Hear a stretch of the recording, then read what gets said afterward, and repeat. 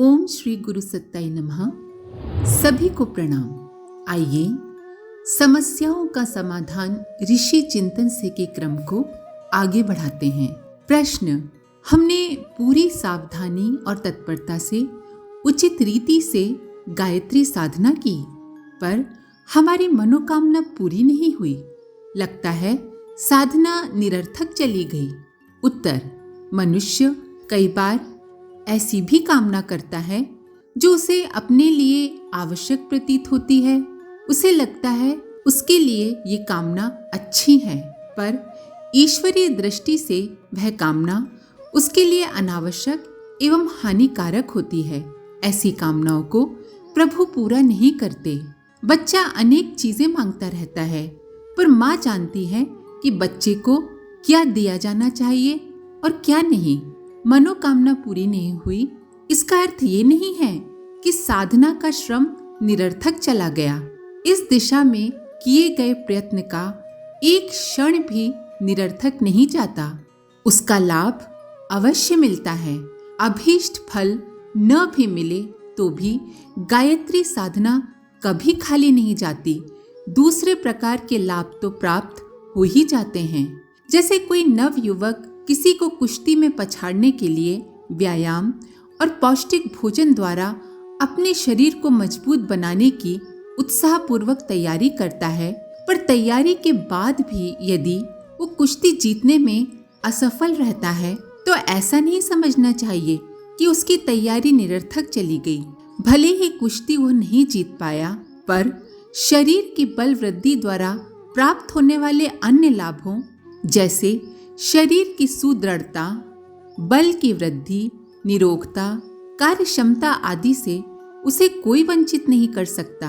गायत्री साधक अपने किसी प्रयोजन में सफल न हो सके तो भी उसे अनेक मार्गों से ऐसे लाभ मिलेंगे जिनकी आशा बिना साधना के नहीं की जा सकती थी। श्रद्धा और विश्वास के साथ जिसने माँ का आश्रय लिया है, वो अपने सर पर एक दैवी छत्र छाया का प्रतिक्षण अनुभव करेगा और अपनी उचित आवश्यकताओं से ऐसी आवश्यकताएं जो उसके लिए जरूरी हैं कभी वंचित नहीं रहेगा। ये मान्य तथ्य है कि कभी किसी की गायत्री साधना निष्फल नहीं जाती। गायत्री साधना सर्वश्रेष्ठ साधना है। प्रश्न: कई लोग भिन्न भिन्न ढंग से गायत्री मंत्र का उच्चारण करते देखे जाते हैं। वस्तुतः गायत्री मंत्र का शुद्ध रूप क्या है? उत्तर: इस संबंध में सारे आर्ष ग्रंथों का अध्ययन करने पर यही निष्कर्ष निकलता है कि गायत्री में 8 अक्षर के 3 चरण एवं 24 अक्षर हैं। भू भुवः स्वः के 3 बीज मंत्र ओजस, तेजस, वर्चस को उभारने के लिए अतिरिक्त रूप से जुड़े हुए हैं। प्रत्येक वेद मंत्र के आरंभ में एक ओम लगाया जाता है। जैसे किसी व्यक्ति के नाम से पूर्व श्री, पंडित जैसे आदर सूचक संबोधन जोड़े जाते हैं, उसी प्रकार ओमकार 3 व्याहति भू, भुव, स्व, इनको व्याहति कहते हैं, और 3 पद या चरण। प्रथम चरण तत्सवितुर्वरेण्यम, द्वितीय चरण भर्गो देवस्य धीमहि और तृतीय चरण धियो यो न प्रचोदयात्। ये पूरा और सही गायत्री मंत्र है जिसे हम इन दिनों जपते लिखते हैं। ब्राह्मणों, शूद्रों, क्षत्रियों, वैश्यों सभी के लिए यही एक गायत्री मंत्र जप करने योग्य, मनन करने योग्य है। किसी के लिए भी अलग अलग गायत्री मंत्रों का प्रावधान नहीं है। जो ऐसा बताते हैं ये उनकी मनगढ़ंत मान्यता है। वस्तुतः गायत्री का शुद्ध स्वरूप उतना ही है जितना गायत्री परिवार के लोग जपते और जानते हैं। प्रश्न: क्या गायत्री मंत्र को गुप्त रखा जाना चाहिए? क्या इसका उच्च स्वर से उच्चारण निषिद्ध है? उत्तर: एक अन्य चर्चा जो गायत्री मंत्र के संबंध में की जाती है वो ये है कि गायत्री मंत्र गुप्त है। इसका जोर से उच्चारण नहीं करना चाहिए। ये गलत प्रचार वर्ण के नाम पर स्वयं को ब्राह्मण कहने वाले धर्म मंच के दिग्गजों ने अधिक किया है। विशेषकर दक्षिण भारत में ये भ्रांति सबसे ज्यादा है। वस्तुतः गुप्त तो मात्र षड्यंत्रों को, बुराइयों को रखा जाता है। अच्छी बातों को, श्रेष्ठ बातों को खुले में कहने में कोई हर्ज नहीं है। गायत्री मंत्र सबके कल्याण के लिए है। गायत्री मंत्र को जानने और समझने का सबको समान अधिकार है। ऐसे पवित्र प्रेरणा युक्त उपदेश को उच्चारण पूर्वक कहने सुनने में या जोर से कहने सुनने में भला क्या हानि हो सकती है। किसी को पता न चलने देने की बात तो वही सोची जाती है जहाँ कोई कुचक्र रचा गया हो, किंतु जिससे सद ज्ञान संवर्धन की बात बनती हो, जिससे शुभ होता हो, जिससे कल्याण होता हो, जिससे सन्मार्ग में चला जाता हो, जिससे सद्बुद्धि मिलती है, उसका तो उच्च स्वर से उच्चारण होना ही चाहिए। प्रश्न: यदि गायत्री उपासना के विधि विधान में कोई त्रुटि हो जाए, कोई गलती हो जाए, तो क्या अनिष्ट होता है या कोई उल्टा परिणाम निकल जाता है? उत्तर: सही विधि विधान के साथ हर काम करना उत्तम है। इसमें शोभा और सफलता दोनों की ही संभावना रहती है। अगर कोई भूल हो जाती है तो इतना तो स्पष्ट है कि जिस प्रकार का लाभ अपेक्षित है उतना नहीं मिल पाता। इतने पर भी एक बात स्पष्ट है कि गलती होने से किसी प्रकार के विपरीत प्रतिफल की या उल्टा अशुभ होने की कोई आशंका नहीं है। भगवान का नाम किसी भी स्थिति में लिया जाए, उसका सत् परिणाम ही होता है, अच्छा परिणाम ही होता है। दुष्परिणाम तो दुष्कर्मों से मिलते हैं। वाल्मीकि जी ने उल्टा नाम जपा था, उनके विधि विधान में त्रुटि थी। इतने पर भी उनकी इतनी प्रगाढ़ भक्ति थी, इतनी उच्च भावना कि उनके इस विधान त्रुटि के कारण, इस गलती के कारण कोई हानि नहीं पहुंची, बल्कि वे सफलता के साथ चरम लक्ष्य तक पहुंचने में सफल हो सके। अतः गायत्री पथ पर बढ़ने पर उल्टा परिणाम कभी नहीं निकलता और न ही किसी का अनिष्ट होता है। माँ भला अपने बच्चों का अनिष्ट क्यों करेंगी? प्रश्न: गायत्री मंत्र को कीलित कहा जाता है, उसका उत्कीलन किए बिना उसकी उपासना कैसे की जाए? उत्तर: गायत्री उपासना के दो मार्ग हैं, एक दक्षिण मार्ग, दूसरा वाम मार्ग। एक को वैदिक कहते हैं यानी कि दक्षिण मार्ग, और दूसरे को तांत्रिकी कहते हैं यानी कि वाम मार्ग। गायत्री परिवार में गायत्री उपासना वैदिक मार्ग से की जाती है। जहाँ तक तंत्र शास्त्र की बात है, तंत्र शास्त्र का हर मंत्र कीलित है, अर्थात प्रतिबंधित है। इस प्रतिबंध को हटाए बिना वे मंत्र काम नहीं करते। ये तांत्रिक साधनाओं में होता है। वैदिक पक्ष में इस प्रकार के कड़े प्रतिबंध नहीं हैं। वैदिक मंत्रों में मात्र आत्मबल बढ़ाने और दिव्य क्षमताओं को विकसित करने की शक्ति होती है। दुरुपयोग का अंश न रहने के कारण वैदिक मंत्र या सौम्य मंत्रों का कीलन नहीं हुआ है।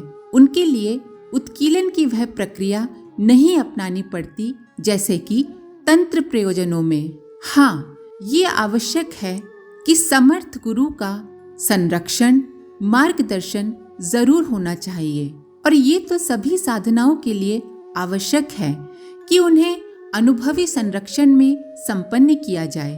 स्वेच्छाचार न बरता जाए। जो इस प्रयोजन को पूरा कर सकें, समझना चाहिए कि उनकी गायत्री साधना का उत्कीलन हो गया और उनकी सफलता सुनिश्चित हो गई। प्रश्न: क्या गायत्री मंत्र को ब्रह्मा, वशिष्ठ और विश्वामित्र का शाप लगा होने के कारण कलयुग में उसकी साधना सफल नहीं होती? उत्तर: ऐसा उल्लेख किसी भी वैदिक ग्रंथ में कहीं भी नहीं है। मध्यकालीन छुटपुट पुस्तकों में ही एकाध जगह ऐसा प्रसंग आया है।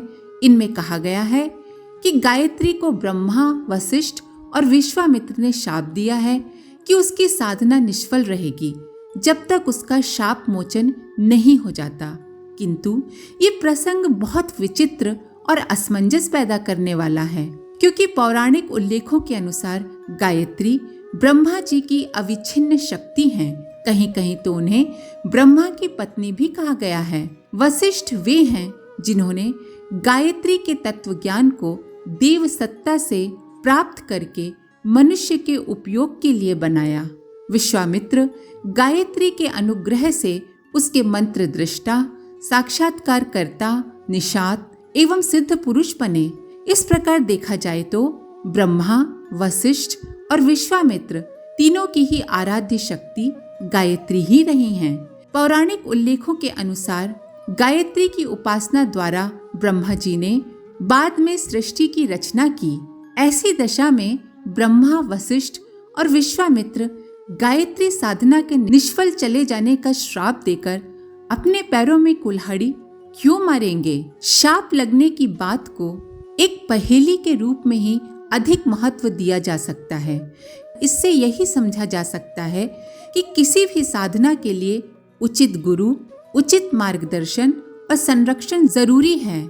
मार्गदर्शक मिलने पर गायत्री साधना जैसी महान साधना के अधिक सफल होने की आशा है। इसके अतिरिक्त इस कथन में कोई तथ्य नहीं है कि गायत्री मंत्र को श्राप लगा हुआ है। प्रश्न, क्या ब्राह्मणेतर अर्थात जो ब्राह्मण नहीं है अथवा द्विज वर्ग के बाहर के लोगों, असवर्णों को गायत्री का अधिकार नहीं है? उत्तर, ये शंका सर्वथा निर्मूल है, निराधार है। एक कारण तो ये है कि गायत्री ब्राह्मी शक्ति होने के कारण उसका उपयोग करने का अधिकार सूर्य, जल, वायु, पृथ्वी आदि की तरह सबको है। ईश्वर की बनाई वस्तुएं सबके लिए उपलब्ध रहती हैं। गायत्री सार्वभौम है, सभी के लिए है। गायत्री पर किसी धर्म, जाति, वंश या वर्ग का आधिपत्य नहीं है। हर वर्ग, हर वंश का व्यक्ति इस कल्प वृक्ष का आश्रय बिना किसी हिचक के ले सकता है। ब्रह्मपरायण उत्कृष्ट व्यक्तित्व वाले साधक गायत्री उपासना से उच्च स्तरीय लाभ उठा सकते हैं। इसी तथ्य की ओर संकेत करते हुए गायत्री को ब्राह्मण की कामधेनु कहा गया है। यहाँ पर ब्राह्मण का अर्थ जाति से नहीं है, बल्कि ऐसे व्यक्ति से है जो निश्चल है, सदाचारी है, कर्तव्यपरायण है, दयालु है, श्रमशील है, न्यायप्रिय है, सत्यवादी है, ईश्वर परायण है। यही तो ब्राह्मण होने की पहचान है। इस प्रतिपादन में मात्र उत्कृष्टता की विशिष्टता को महत्व दिया गया है। ब्राह्मण कोई भी हो सकता है। जिस मनुष्य में ये सारी चीजें मौजूद हैं, वही ब्राह्मण है। प्राचीन प्रचलन, शास्त्र का निर्देश और न्याय नीति के आधार पर गायत्री उपासना सबके लिए है। हर कोई प्रसन्नता पूर्वक सद्गुरु के संरक्षण में, मार्गदर्शन में इस महाशक्ति का आंचल पकड़कर ऊंचा उठने और आगे बढ़ने का लाभ प्राप्त कर सकता है। प्रश्न, क्या रात्रि को गायत्री जप करना निषिद्ध है? क्या रात को गायत्री जप नहीं करना चाहिए? उत्तर, रात्रि को जप करना निषिद्ध नहीं है। ऐसा नहीं है कि रात को गायत्री जप नहीं किया जा सकता। शास्त्रकारों ने सामान्य सुविधा का ध्यान रखते हुए रात्रि का महत्व घटाया है। दिन काम करने के लिए होता है और रात्रि विश्राम के लिए। अगर विश्राम के समय काम करेंगे तो इससे स्वास्थ्य पर प्रतिकूल प्रभाव पड़ेगा। इसीलिए विश्राम के घंटों में जप न करके काम के घंटों में ही अन्य कामों की तरह उपासना करने का औचित्य है, प्रावधान है। इसका एक कारण और भी है कि सविता को गायत्री का देवता माना गया है। सूर्य की उपस्थिति में इस उपासना द्वारा सूर्य तेज का अधिक आकर्षण किया जाता है। सूर्य की अनुपस्थिति में गायत्री साधना के लाभ की मात्रा में कुछ कमी रह जाती है। इन्हीं दो बातों के कारण रात्रि में उपासना का महत्व कम किया गया है, किंतु निषेध फिर भी नहीं है। दिन की तरह रात्रि भी भगवान ने ही बनाई है। भगवान की बनाई हुई हर चीज, हर वस्तु शुभ है, उसमें अशुभ कुछ नहीं है। शुभ कार्य के लिए हर घड़ी शुभ है। जिनके पास कोई और समय नहीं बचता, जो दिन में जप या साधना नहीं कर सकते, वे रात्रि में अपने सुविधा अनुसार किसी भी समय अपनी उपासना कर सकते हैं। आज के लिए इतना ही। अपने विचार कमेंट बॉक्स में जरूर लिखें। आप सभी का धन्यवाद। ओम शांति। हमारे YouTube चैनल को सब्सक्राइब करें और बेल आइकन को दबाकर ऑल पर क्लिक करें ताकि आने वाले सभी वीडियोस की नोटिफिकेशन आपको मिलती रहे।